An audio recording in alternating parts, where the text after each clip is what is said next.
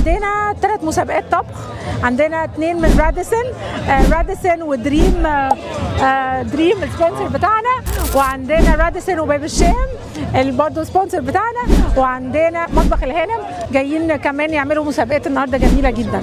طيب كلمينا عن اللي حابب يشترك معاكي بعد كده، يتواصل معاكي ازاي؟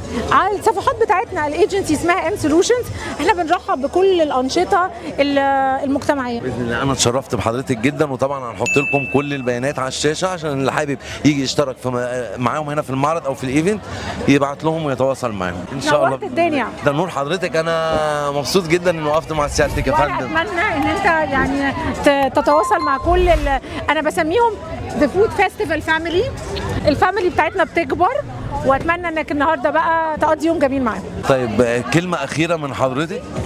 عندي شكر خاص الرعاة اللي من غيرهم الحلم ده ما كانش هيتحقق. عايزه اشكر أليكس ويست ان هم يعني اكرمونا and they host us.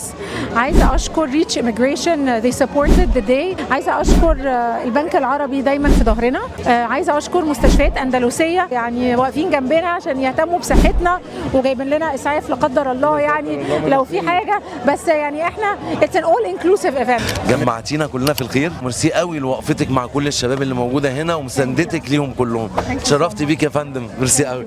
بس